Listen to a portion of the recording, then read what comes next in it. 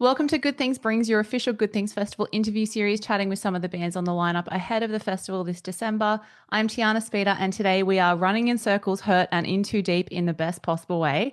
I am joined by not one, but two Jacks. It is Jack and Jack from Dead Poet Society. How are you guys? And thank you for hanging out today. Thank you for having us. We're good. Yay, glad to hear it. Well, not only will you be ticking off an appearance at Good Things Festival this December, I believe it also marks the first ever Australian performances for Dead Poets Society. So, at long last, we do get to have you here, but how are you guys feeling not only to get up on stage in front of some Aussie crowds, but actually just get to Australia in general this year at long last? We're excited. We're excited. Not excited for the flight, but after that, it should be fun.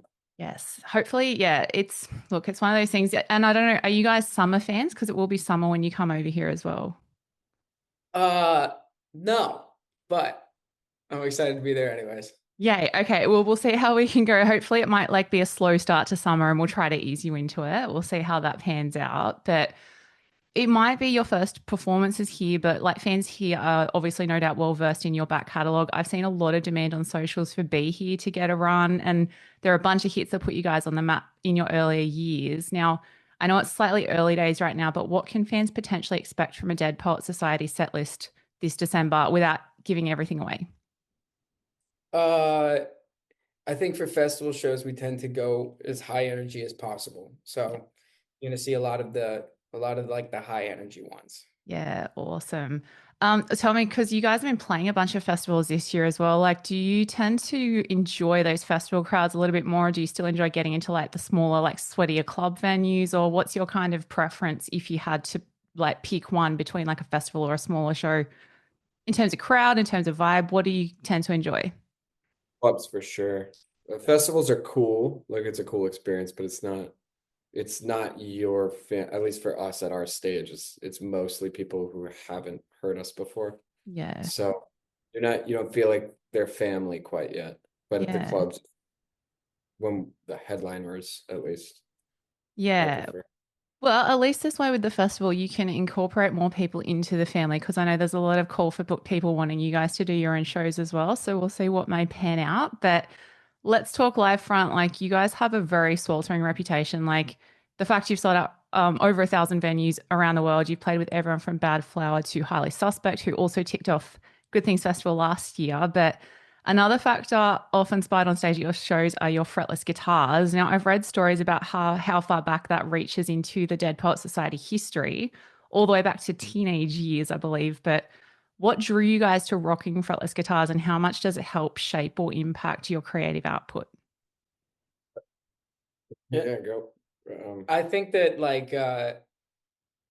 I think that having the fretless guitar, it wasn't necessarily that it was just a fretless guitar. It was the fact that you couldn't play it like a regular guitar opened up this entire world of like listening and envisioning sounds that you didn't just come to expect from, being a regular kind of like rock lineup. And I think that having the fretless guitar opened that door, and then it also made it like in our brains that it's like just because it's a guitar, maybe it doesn't need to sound like a guitar, and we can try it. We started exploring different tones because of that, and we started exploring just like, you know what do you hear in your head, and now how do you create that using the instruments that you have. Mm. And back in the day, correct me if I'm wrong, I've read some stories that there were some DIY jobs going on in the really, really early days. Like one of you guys made your own fretless guitar as a Oh teenager. I yeah. read this story. Is that true? It was a Yeah, Frankensteiny kind of vibe going on. I'd forgotten who was involved. My friend who just came to one of our last shows actually was the one who made it. My Andrew Camp. Andrew Camp was the one that made that? No way. I Oh didn't wow. realize it because well, my memory is super foggy, but I was like 16 and Wow. we were in my kitchen at my house and I was like, let's just rip the frets off this guitar and first no reason basically. So my friend and my other friend who was our former bass player took a soldering iron and removed the frets.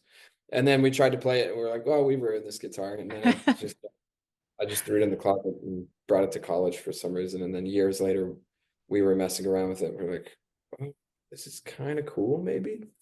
Hell But yeah, yeah. look what it led to. I love that. And speaking of those college days, another fact that I would love to check past you, I believe that your first ever official gig took place 2 days after the band was officially formed. Is this maths correct? You know, you're the second person to ask us that. Yeah, because I don't trust everything I read, so I want to hear it from the source. It's not true. Our first show was in a place called Seaford, Delaware, Hmm. and Jack kind of like when we first started as a band, kind of like hacked together this tour just of venues that would take us or bars that would take us. And it was Delaware. I'm not sure if you're familiar with the states very much, but there is nothing in Delaware. Like is just fields of farms. And it was this little bar like in the middle of this like cornfield. And there was like 5 people there, and we set up and we played. This was probably a few months to maybe a year after we formed the band. And we played the show, and there was one guy that was actually listening, and he got so hyped up that he drove all the way home and got his son, who was just starting to learn how to play guitar, and drove him all the way back and Oh had my him come on God. stage with us and play a little bit more. It was so funny.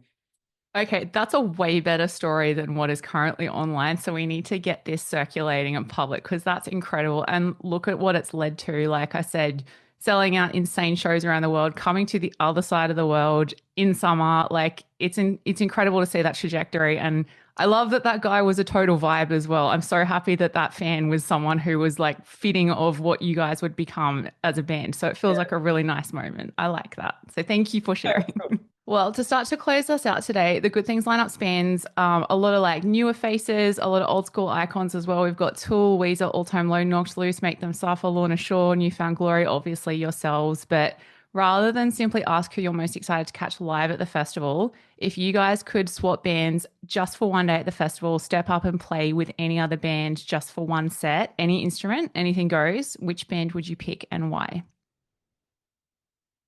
I'd probably say Weezer just so that I could play fucking uh is the title of the song Say It Ain't So? Yes. Yeah, what? Yeah, yeah. Just Yes. that. That Yep. would be insane. Yep. Good choice. What about yourself, Jack? It would be fun to get up and play with Knock Loose and just do a couple of those bad boy breakdowns. Yes. Get in there and just yeah. I Yeah. used to be in a band, so it's nostalgic for me. I like this. Well, we'll see what can happen. You never know what can happen on the other side of the world. So we'll keep stay tuned on that one. But lastly, we all know a festival is very different attending it as opposed to playing it. But what key piece of advice would you give our viewers to ensure they have the best festival experience possible at Good Things Festival this December? Uh drink just enough.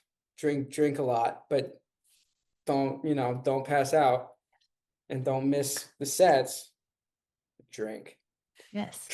This is good. I feel some people have said like only drink water. So we've had like kind of both sides of it. This feels like a nice middle ground. So I think that's a good place to Yeah, end don't only today. drink water, you're not going to the festival to like be healthy. You know? Totally. Yeah. Agreed. I think that's a very good tip for Jack and Jack. Thank you so much for chatting today. We cannot wait to have Dead Poet Society in Australia for the first time this December. We will see you at Good Things Festival. See you there. Thank you.